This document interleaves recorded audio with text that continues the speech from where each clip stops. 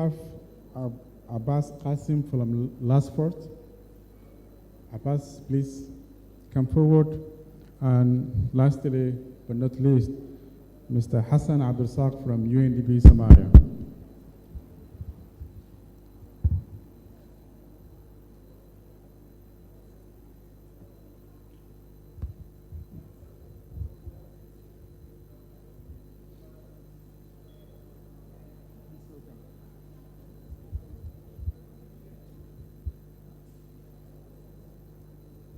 A very good morning to you all again. My name is Mohamed Ukash. I'm the founding director of the Institute of Climate and Environment at CIMAT University. I'm so pleased to host this incredible panel of experts. Together we will discuss various issues of climate and environment in the East Africa. Yesterday and today we have been talking about economic integration, building a shared prosperity, inclusive socio-economic transformation, but we realize that we cannot achieve all those aspirations without putting the question of environmental issues. We cannot talk about economic development alone. We cannot talk about social development alone without the environmental issues. Drought, floods, extreme weather events have become a normal in East Africa. Over 100 million people have been impacted by environmental and climate disasters for the last several years in the region. These are not just numbers in the reports, maybe some of the reports at the ICE office, but these are actual figures that has been impacted by people's lives. Environmental and climate issues are threat multiplier, which means they have impact on every aspect of our lives. Therefore, and that's why we have given a very much interest in this conference. As you can see, this is the largest panel of experts we have hosted here at ECON. And that shows how much we have put an interest and significance to this issue. I want to introduce the panel. Before that, let me share a few housekeeping announcements. This session has been live streamed virtually at the moment. And we want to have a dialogue rather than a monologue. So if you have any questions or suggestions or comments during the conversation, please feel free to tweet by using the hashtag of Econ2024, day 2, #Econ2024. To begin with introductions, from my left side, I have a very important person, Dr. Ulrich. She goes by Dr. Ulu. She's a good friend of CIMAT University and ICE Institute. She currently serves as a senior fellow at our institute. Dr. Ulu is a lawyer by profession, an environmental specialist, specializing in disaster control and environmental law. Her scientific goals revolve around addressing challenges posed by climate change, environmental degradation, and social transformation in Somalia and Africa. With a focus on the effective civil protection, she formulates requirements, develops a viable approach, and evaluates implementation. In her research, projects include examining the legal and organizational instruments for civil protection in Somalia. Dr. Ulu is a fellow of our university. Please welcome Somalia and welcome at Econ. It's worth mentioning this is her first trip out of Europe. So welcome to Somalia, and we are very pleased you chose to be in Somalia for your first trip to Africa. We also have next to Dr. Ulu, Hassan Abdul Ahmed, who serves as a program specialist in the resilience and climate change portfolio at UNDP Somalia. With extensive knowledge and experience in the field of nature, climate, energy, Hassan is dedicated to address climate issues in Somalia and the region. He holds advanced academic qualifications in environment and economics. Please, Hassan, welcome to Econ. Next to Ahmed, we have Mr. Ahmed Yusuf, who is the Director General of Ministry of Environment and Climate Change of Federal Republic of Somalia.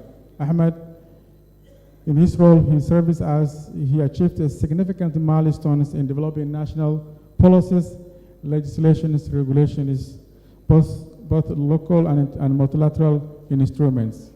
Ahmed holds double masters in public administration, Environment, Peace and Development. Please, Ahmed, welcome to the panel.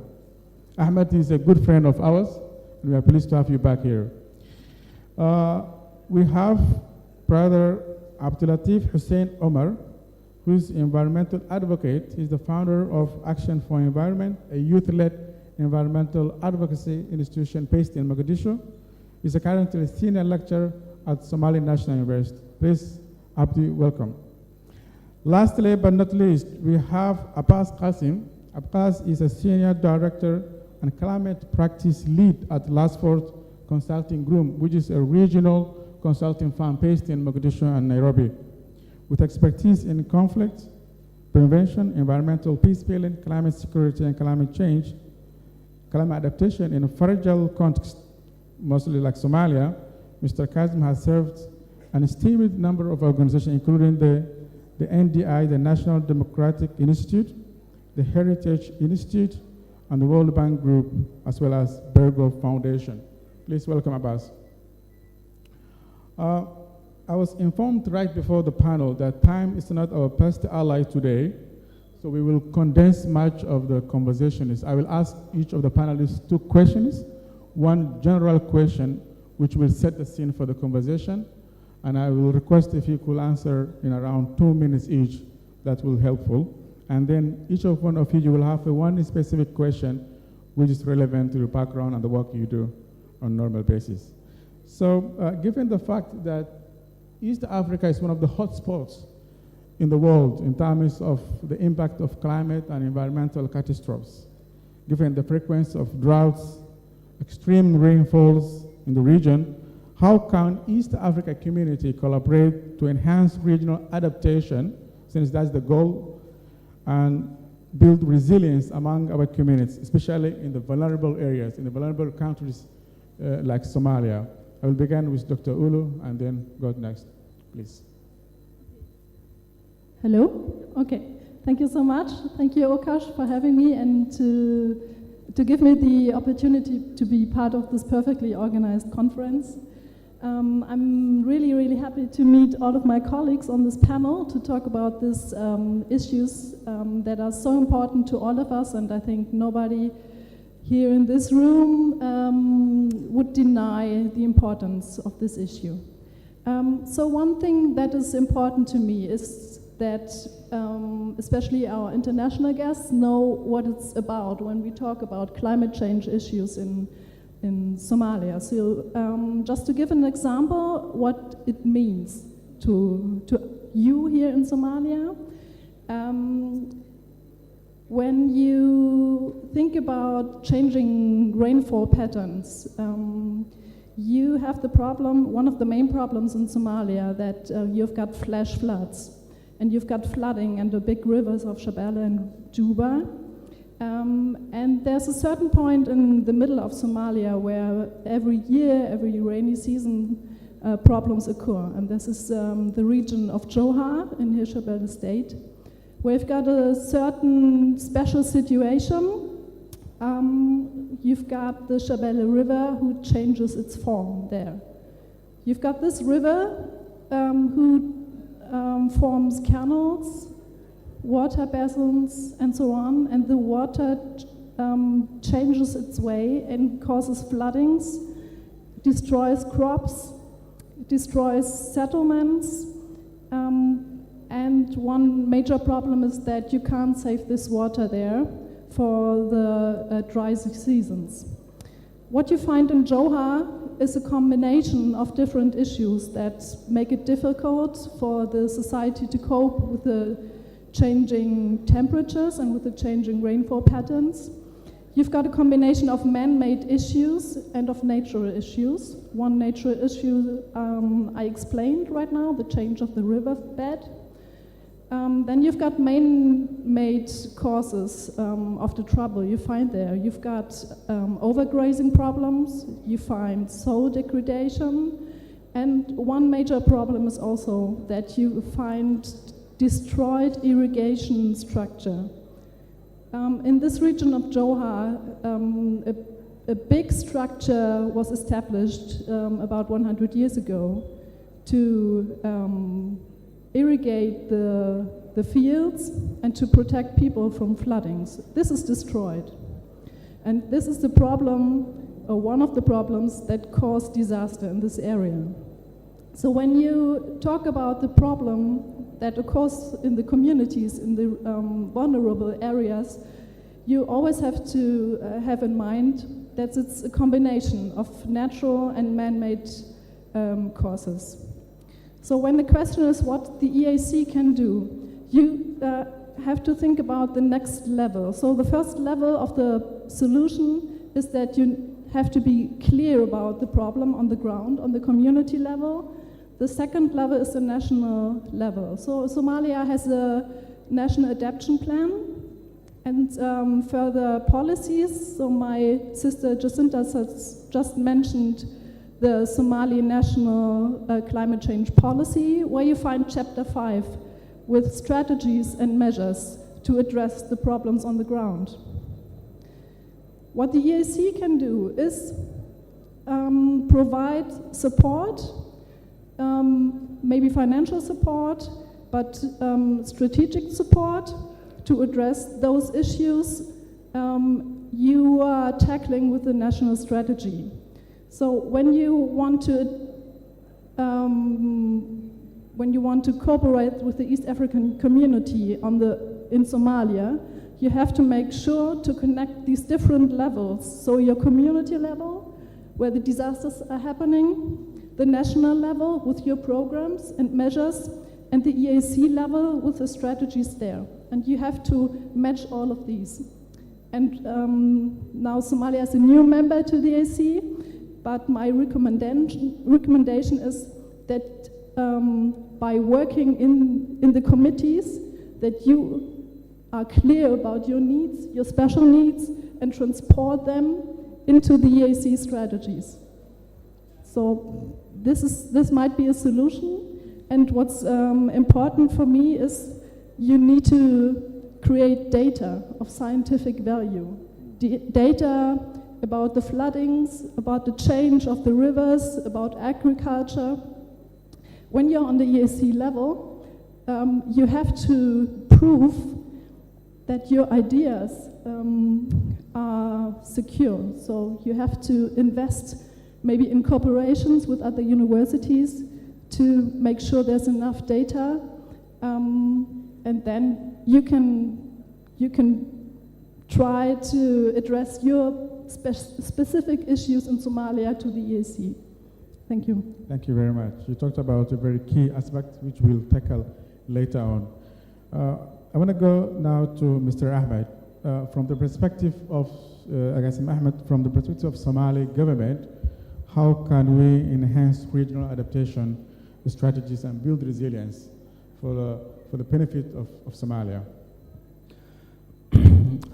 Thank you so much, Ukash, first of all, for bringing together this panel.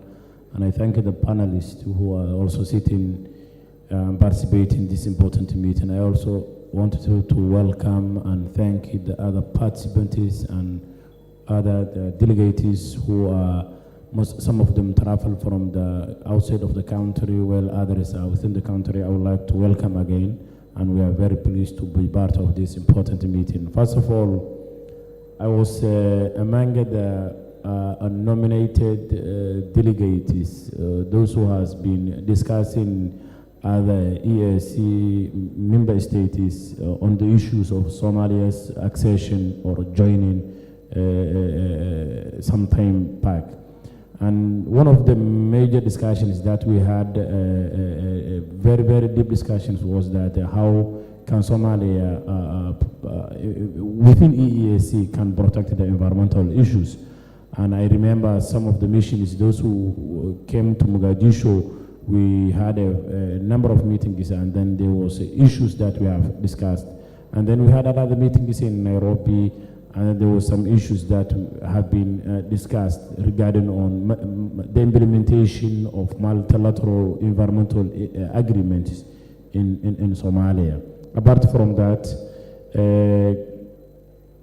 Somalia and other East Africa member states face a number of same challenges that we are all of us aware. Number one is the climate change, increase in temperature, and rainfall variability, extreme weather events are impacting agricultural, water resources, and human health across the region.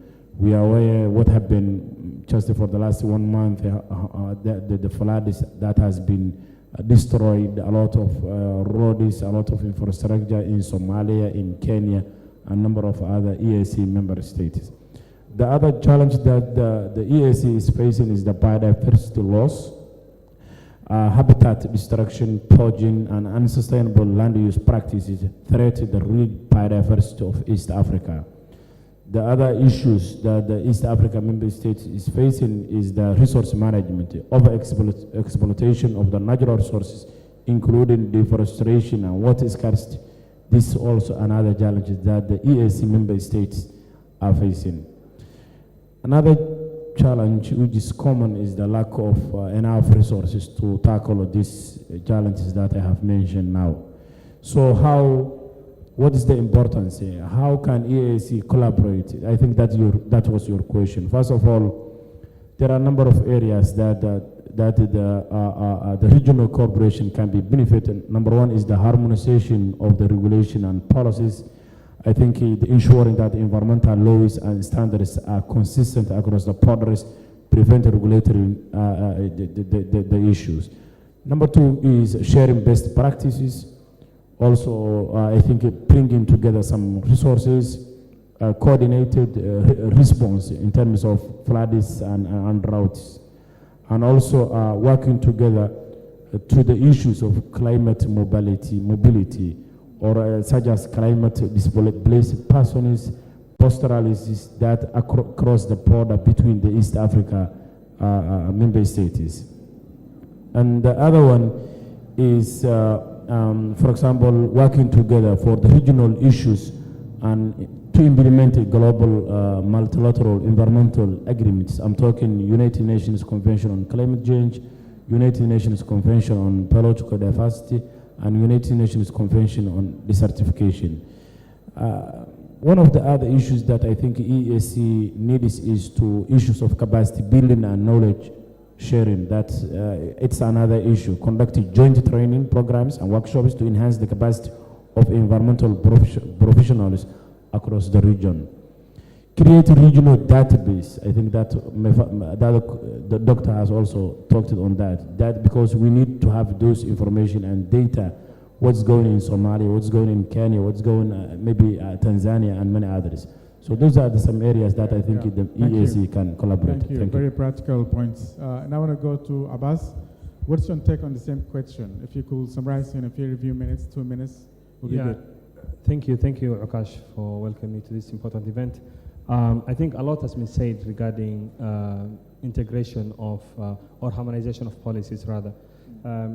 Dr. Jacinta has presented the different policies available in East Africa.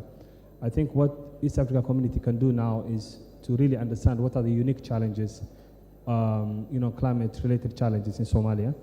And we all understand that as much as climate change is visible in all, East Africa countries, each country is facing its own climate challenges. So we need to understand what are those challenges and see how they can be incorporated into the, East Africa policies, which probably has been written before Somalia or the newly, the new countries joined the bloc. And I think, a lot has been said also on capacity building, knowledge sharing, and all that. It's very important that we tap on or leverage, the indigenous knowledges of the communities in all East African countries. Communities have been facing the impact of climate change for many years, and they have their own ways of adapting to the impact of climate change. And lastly, on policy, it's very important these conversations do not only take place at the upper echelons of policy making, but rather at the community level who are facing the impact of climate change. Thank you. Excellent. Nice words. Abdul Latif. Yeah, thank you, Kash. I think the team has already covered the answers, but I want to add 3 more points. As East African community, we have to improve how we coordinate and share information across the region. maybe we can set up a task force or knowledge sharing platforms where we can change informations and latest research and updates so that we can also share the best practices as the DJ Ahmed mentioned it on climate adaptation and resilience. So through that we can learn each other from the effects and how we to face these challenges and harmonize our adaptation and resilience strategies. Another point is that when it comes to agriculture, which is the main economic activities in our East African community and the main backbone of our lives and livelihoods in our East African community, we have to be smarter about it. We have to promote climate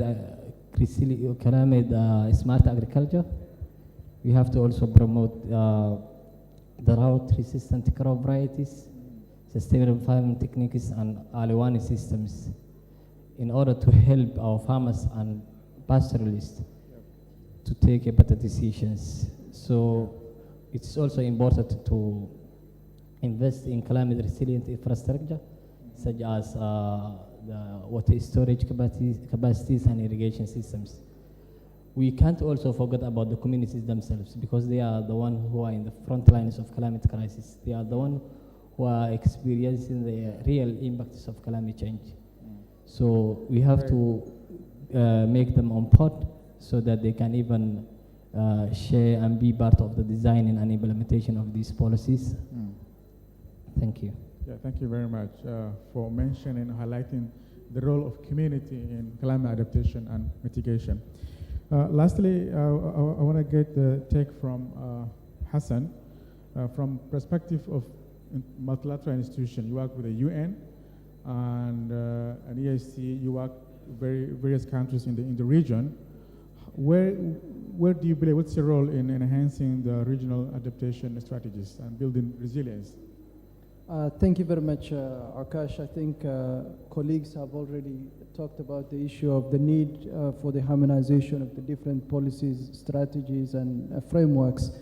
I just would like to share some practical examples with our audience on the need for that. For example, we all know in the context of, or in the case of Somalia, there is a major issue when it comes to unsustainable charcoal production and export. In 2012, the UN Security Council came up with a resolution 2036 that banned the export of and import of charcoal from Somalia. What happened was that the traders who were doing that business came up with an innovative idea of falsifying, export documents and certificates of origin, and getting them from other countries, and then using those certificates to export the charcoal from Somalia to, export that charcoal to those countries. I think the other very important point is, yes, there are so many projects and programs that are going on in the individual countries on adaptation, on resilience building.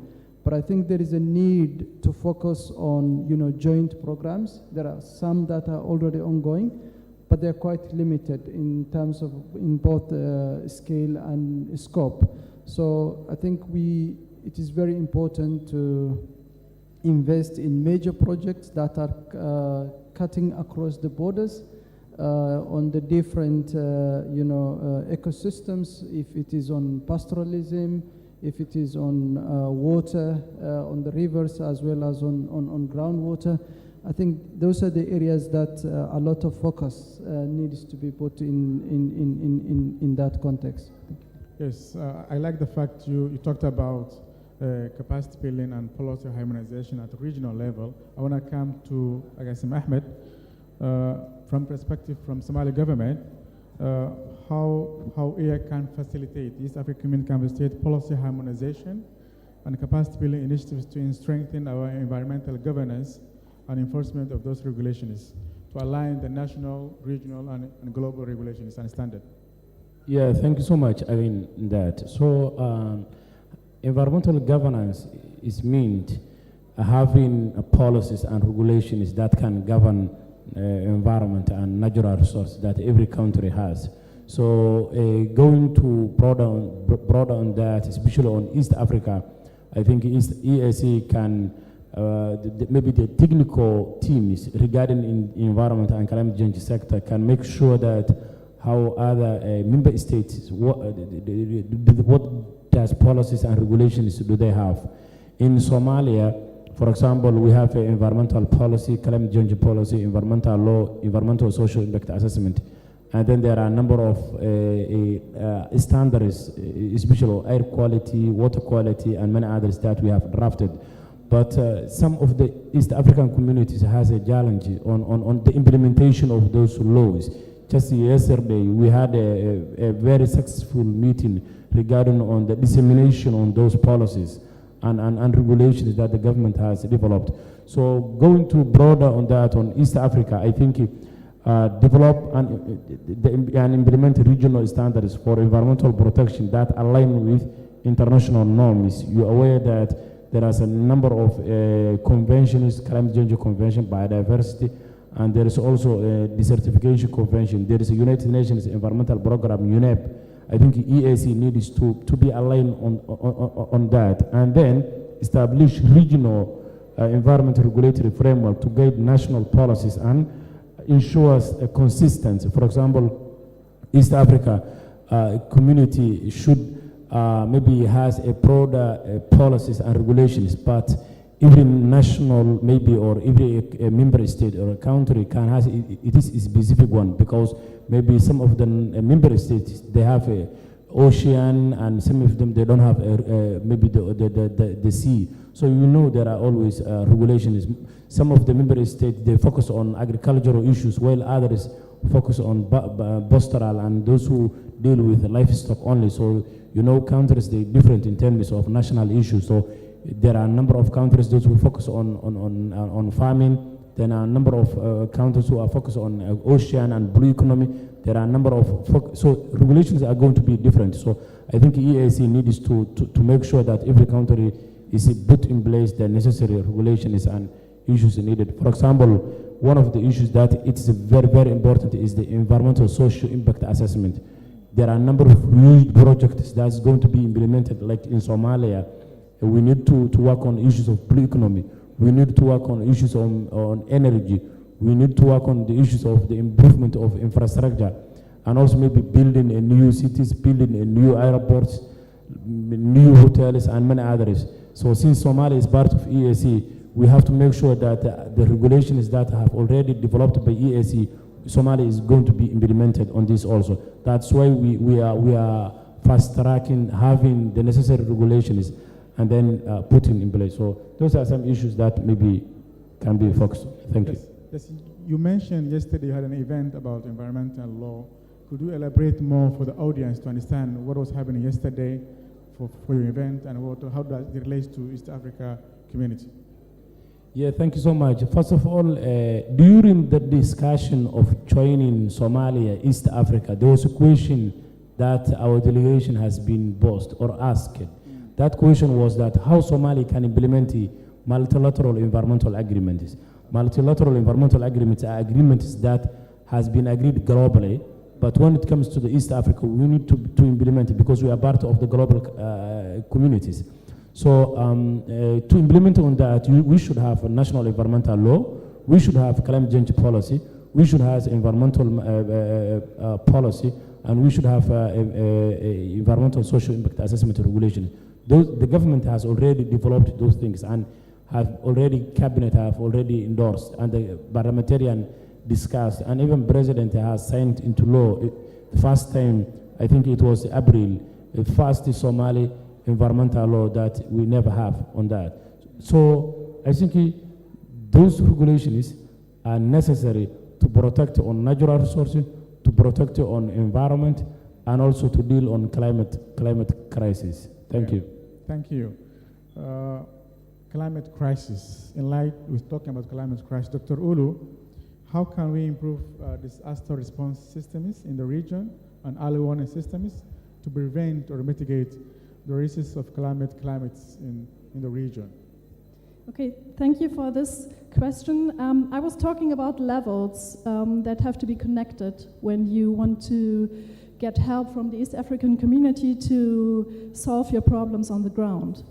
And when it comes to disasters, you also have these three levels. So on the ground, you've got the community level with the people who are affected by the floods and by the drought. And you've got the national level with the national policies and plans and legal framework and administration. And then you've got the EAC level, where even in the EAC founding treaty, you find aspects of disaster protection and support in cases of disaster.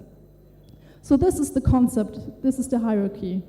And when you look into the EAC legal framework when it comes to disasters, you find that EAC member states support each other by delivering information, data.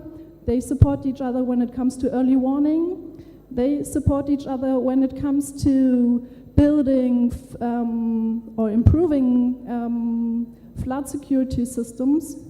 But what the EAC needs is the national strategy.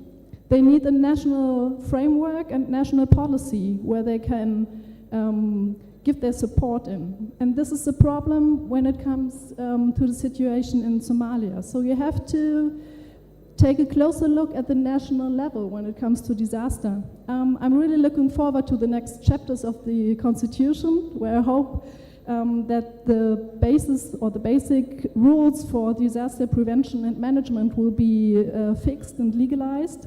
And after that, you can build on your legal framework when it comes to disaster management and prevention. You can then develop your policies. And what's really, really important when it comes to disaster management and prevention is the administration. You have to have a big, big focus on the administration. You will need resources for that. That may be a point where the EAC could support you, but they will only support you if there's something there.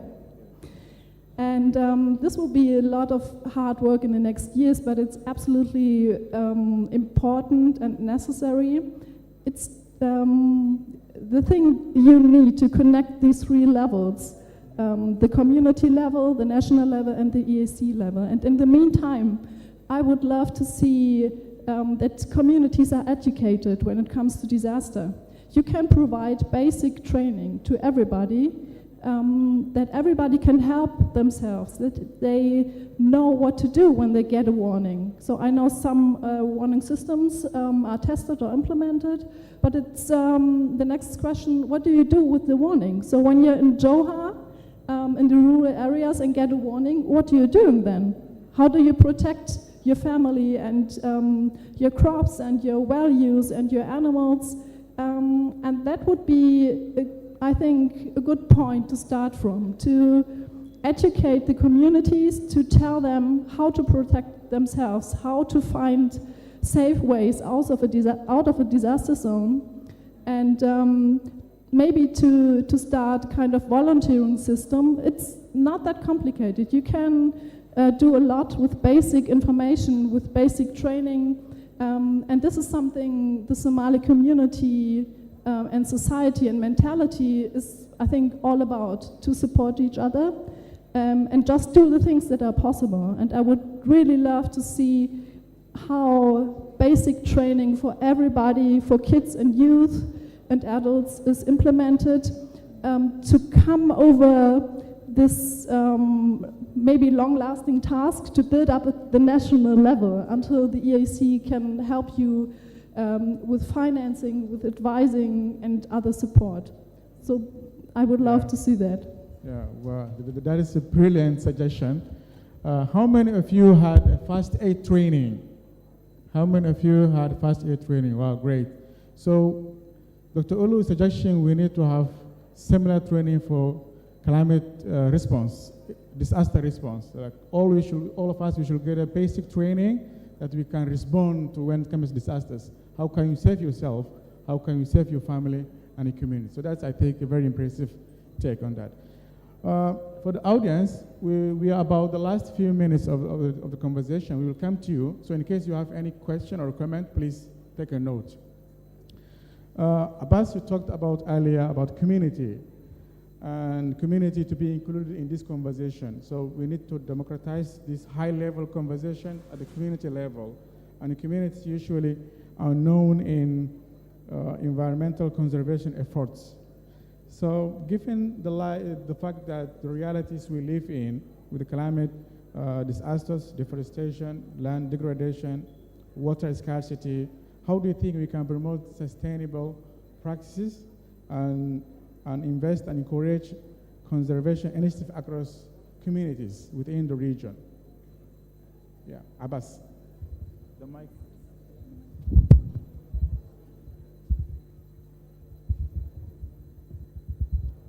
Thank you, Ukash.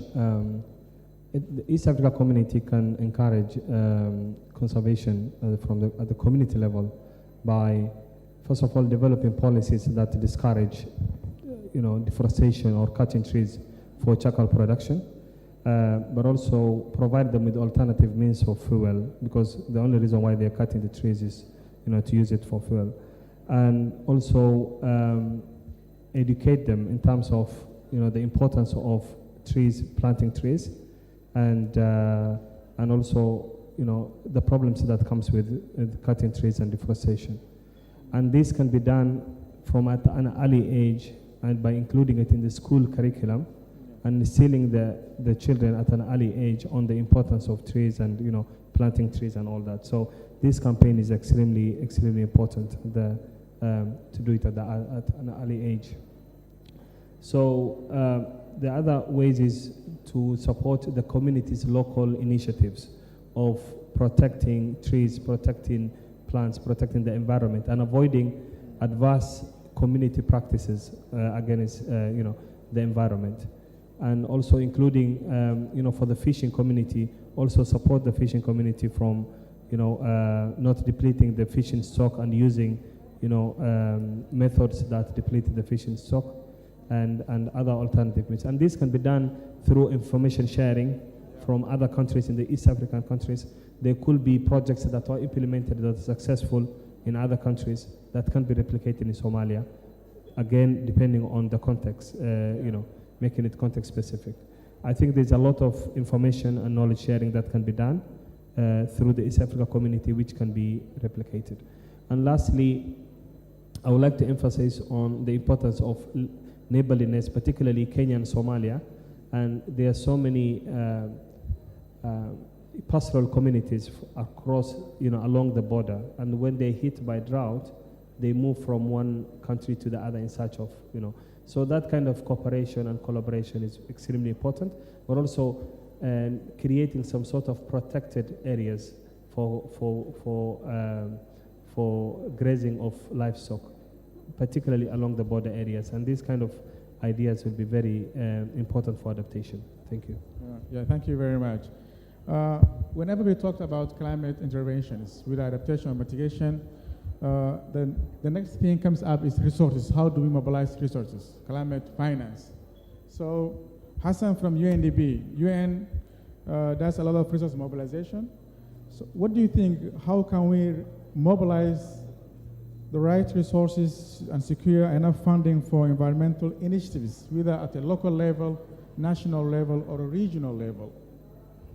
I think that's a very good and very important question. And at the East Africa community level, I think the most important point would be, are we doing joint resource mobilization? Or what is happening now is, each country is trying to mobilize resources from the bilateral donors, and as well as from the vertical funds, the GCF, GF, and the Adaptation Fund. I think it would be more stronger if the East African community could do joint resource mobilization initiative, both from the bilateral as well as from the multilateral donors.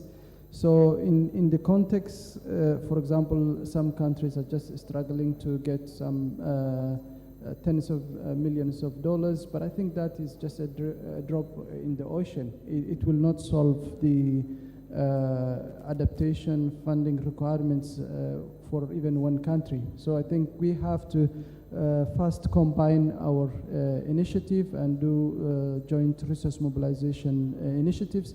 Currently, it is ongoing, but it's only done by regional organizations like IGAD or some of the UN offices. But who has to pay this money? When there's a flooding in Kenya or drought in Somalia, who has to pay that amount of money to save lives in these communities? And keep in mind that Africa has minimum contribution of greenhouse gas emissions, around 4%. Who has to pay that money? Exactly. I think you must have seen the debate in the last COP on the loss and damage of, on the impact of climate change. I think we have to get, as East African community, get prepared for that, for those discussions, and engage as, with one voice. Then that makes the voice of the East African community stronger, and it will be heard, much bigger in the international platforms. I think the other areas that are open are, public-private partnerships within the different countries in the community. The governments have to encourage the private sector to invest in green, transition and green investments. The other point is on joint ventures. If companies from Kenya and Somalia could jointly invest in green investment, we have to also look into the area of, innovative financing mechanisms like carbon credits. Countries are now doing some pilots, but it is still very, very low in the East Africa. Green bonds is another innovative financing modality that can be looked into. Crowdfunding at the community level, given the issue of the diaspora, particularly for the case of Somalia. And we have seen some of the communities already making contributions in Beledweyne and Johor in adapting, in trying to solve the issue of flooding of the Shabelle River. So I think those are important points to look at. Harmonizing the policies and regulatory frameworks for resource mobilization is also a key factor in this case. Yeah. Okay, thank you very much. Lastly, Abdi Latif Omar, you are coming from a civil society, academia. What is the role of those sectors in this conversation? How do they contribute regional climate adaptation and building resilience? What is their role? What there has to be done? Yeah. Thank you, Akash. First of all, the civil society organizations and research and academic institutions have to work together to tackle these growing issues. So they have to build a strong partnership between them and make sure that they have that close relationship, because both of them, they have that complementary strengths, where civil society organizations have that deep connection with the local communities and grassroots, and the academia and research institutions bring the scientific research and the technical knowledge. So by collaborating them, they can generate a strong and evidence-based research that can guide East African communities and reflect the realities on the ground. The second thing is that they have to make sure that these researches are translated into policies, and this is where civil society groups can come in and support by using their advocacy skills to translate these old policies, these old researches into research through highlighting the key findings and recommendations from the research. They can also work closely within the East African community policymakers and ensure all these policies are included into the regional environmental plans and programs. At the same time, academia can provide also that independent and expert advice to guide policy making process. But it is also not enough to just have policies on paper. So we have to engage with the communities and public and ensure they are investing in the implementation of all these policies and adaptation strategies. So that is the role of both academia and the civil society organizations, because they are the ones who can come up with the creative public awareness campaigns, drawing the outreach of their abilities to reach the communities. So they can also use everything from community workshops and digital media, so that they can spread the word and empower the citizens to take real actions and participate in climate adaptation and resilience strategies. Thank you very much. The role of the community has been highlighted. So that's very key. We need to develop a people-centered policies program, people-centered programs to deal with climate issues and build resilience and adaptation mechanisms. So before I conclude the panel, I may take a few questions, not more than 3. Please raise your hand for those of you who have a questions. Okay, I see 4 hands.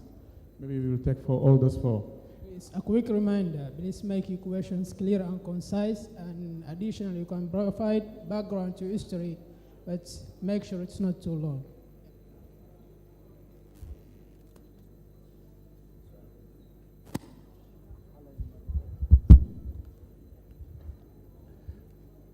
Thank you, moderator. I'm John Bosco Karisa from East African Business Council.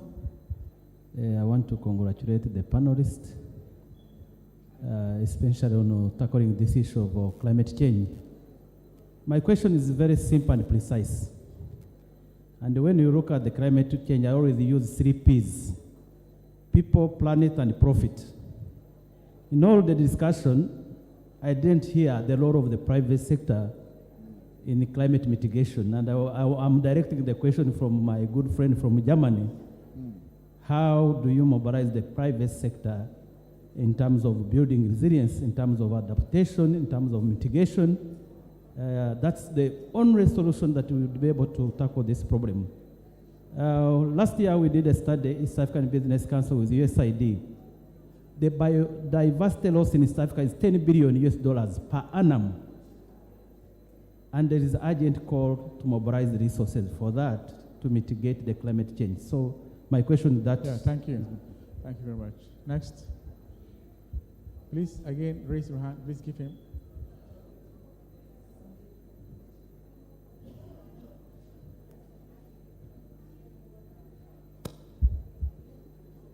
Assalamu alaikum warahmatullahi wabarakatuh, all of you. And my name is Bashir from Somali National University. So I want to ask a direct question, maybe the DG. And as you said before, Africa has less contribute to the global emission or CO2. So what are the chances for the East African community for the access of the global compensation for the global one? Because we know in highly industrialized countries has contributed much emission-less Africa or less in the Eastern Africa. So what are the chances for the access that global fund for the compensation of the climate and Thank you. crisis? Yeah, the question is clear. This side, please. Here.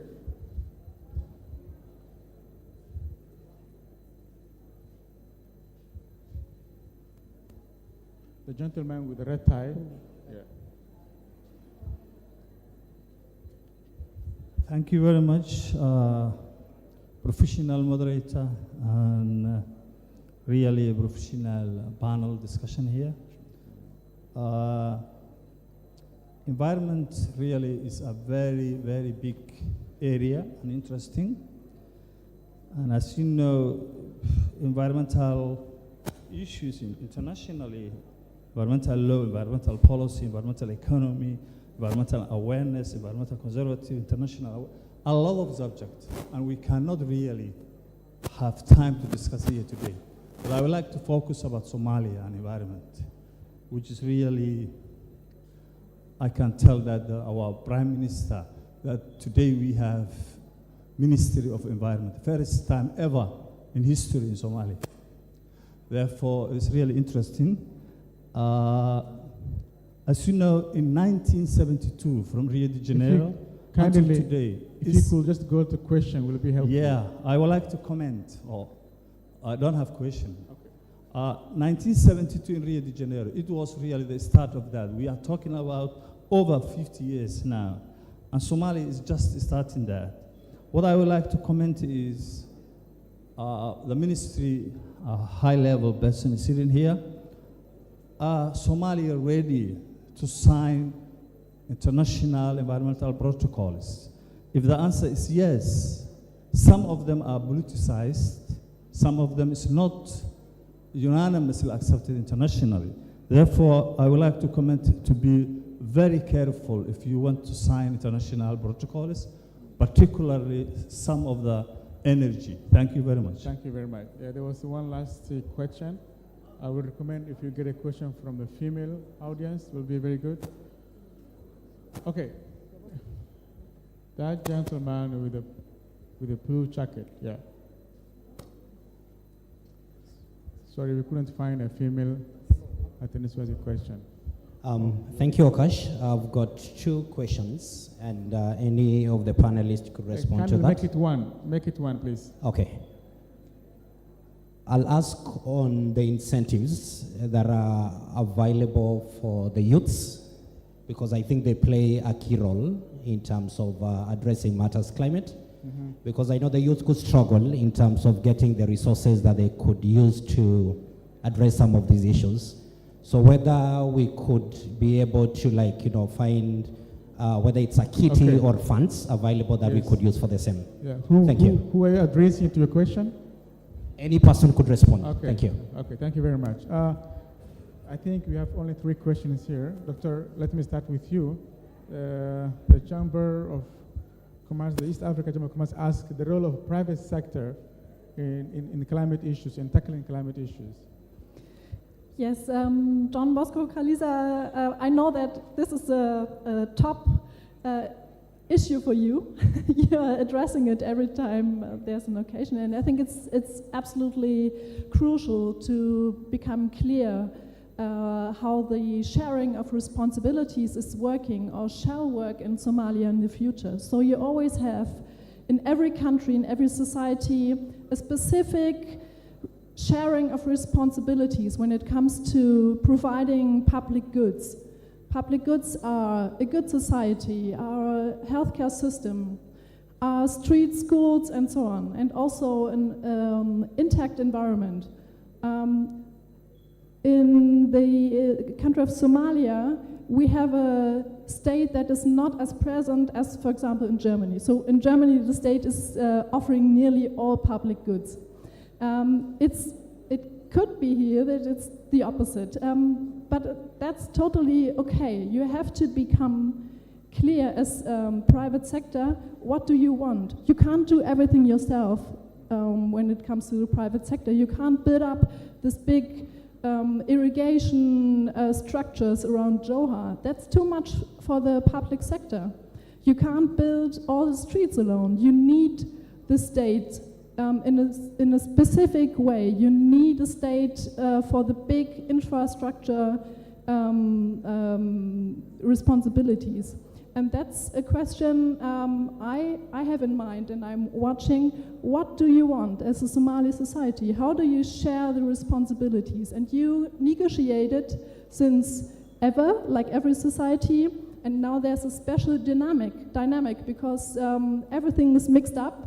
And now you are able to create the responsibility sharing that you want, that works for you. And I would love to see how you're developing your unique own system that is working for the Somali society, and the private sector has to play important role. but in combination with the state, what the state can offer to you as framework. Yeah, I'm looking forward to see how you're going from here and what's happening in the next 5 or 10 years when it comes to environment. Thank you. Thank you. There was another question from a gentleman who asked about the compensation chances for Somalia to attract more climate funding to deal with issues. Ahmed, maybe if you could make it less than a minute, could be fine. Yeah, okay, thank you so much. And regarding the question on EAC emissions and also the access on climate finance, yes, it is true that the EAC member state contributes very less when it comes to the emissions, those who make a lot of crisis on the planet. But we are one of the most areas that has been affected by climate crisis. You know Somalia, you know what happened in Kenya, and many others. So how can we access on climate finance? That has been discussed in many areas, I think. And there are a number of funds and windows that has been globally agreed, Green Climate Fund, Global Environmental Facility, Adaptation Fund, and many others. But there was a question nowadays, are we benefiting these windows that has been assigned to these funds? It seems no. So there are also some leaders who have advocating nowadays to change that mind of financial structure, especially on President Kenya has been discussing this in America and others. Yes. So I think we need to focus on 4 areas to get more funds and access on those things. First of all, to have a specific group on climate